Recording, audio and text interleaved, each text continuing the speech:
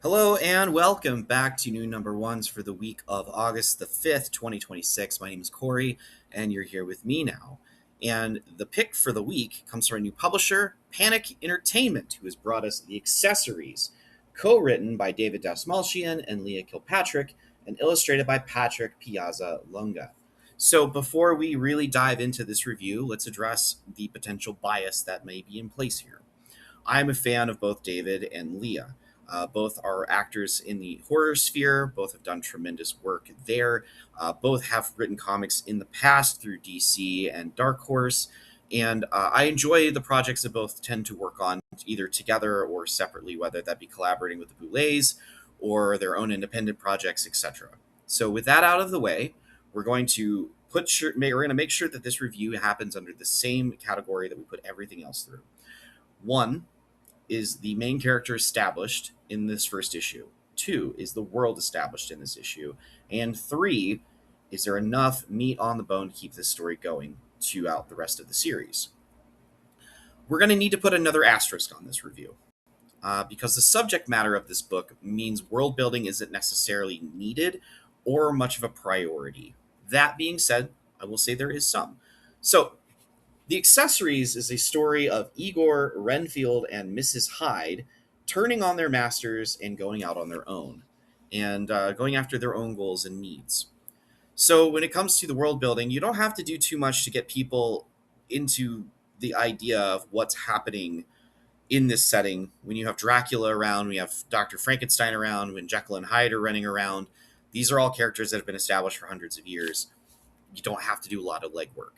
That being said, they do some building here. We do get introduced to some characters that are maybe they wouldn't be noted in from the viewpoint of Victor Frankenstein. Maybe they wouldn't be important in the eyes of Dracula, but to their lower end henchmen like Renfield and Igor, these actually are rather important people. So that is a point in the favor of world building. They did get that in.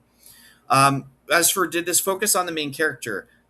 That is where I think the book was really strong and also made me a little weary because a long time ago, I had someone that said, in reality, your strengths are actually also your biggest weakness because something that you know that you're good at, you have a tendency to rely too much on. So, this first issue focuses primarily on Igor. We learn about how Igor views Victor Frankenstein. See how Igor views the way he lives his life. And more importantly, we see what has been promised to Igor from Dr. Frankenstein and what hasn't been delivered yet, despite all of the time and effort that has been put into this partnership. We get this idea of who Igor is and what he wants out of life. So he's a very well established character. The reason I say that this is a potential problem is this series is only 4 issues long.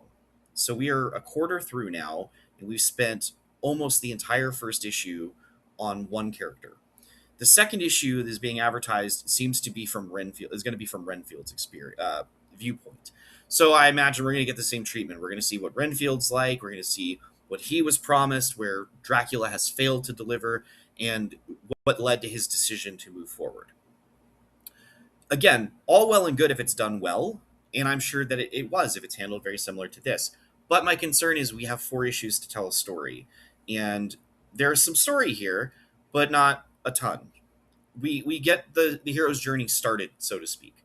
Our characters that we have been introduced to, because Mrs. Hyde does not make an appearance in this, despite being the third character of the team. We have seen where the point of no return has now been crossed. Igor has stolen the creature's body, and he is determined to put his brain inside of it. So that's, like I said, all well and good. Very good job establishing Igor. Very good job, cementing this world from his viewpoint, so we see things from his perspective. But when it comes to is there enough meat on the bone to keep the story going, that's my concern. If issue 2 is going to be all about Renfield and his past, and issue 3 is going to be all about Mrs. Hyde and her past, and then we get to issue 4, and we have 1 issue to tell this story. So I imagine that there's going to be more little bits that push the story forward in issue 2, but, is that enough to make you want to buy it and read through it? Again, this is where that bias is going to come in play. I like these creators. I like this new the premise of this new publisher, Panic Entertainment. I did some reading about them after I finished the issue and saw what their goal is to basically expand not just into comics but other areas of media.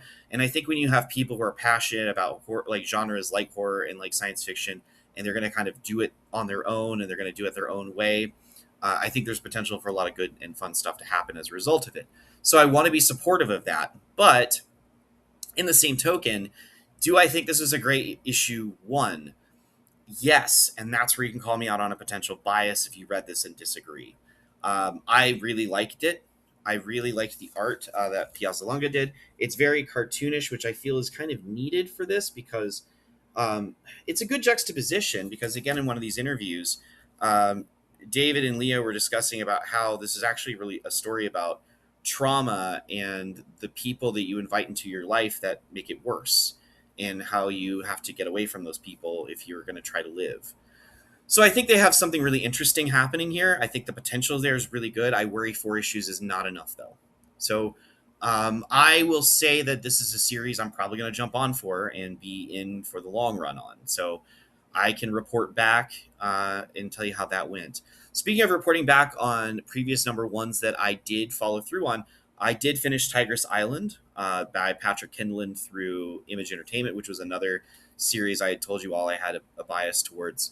And great job on that one as well. I think it was really worth it. If you're a trade waiter, the trade should be out relatively soon. Image is very quick about getting their 5 issue minis put into one digestible book. So if you're in a comic book store or you're online shopping and you want to check out a fun look at a comic in a genre that doesn't get a lot of love or attention, which is the old woman in prison exploitation film, definitely give it a go. But that being said, back to the accessories. I'm going to give this one a go, and I will let you know when it wraps up if I feel like it succeeded or not. However, that's going to be it for this week. I will see you all next week with a new number one. Goodbye.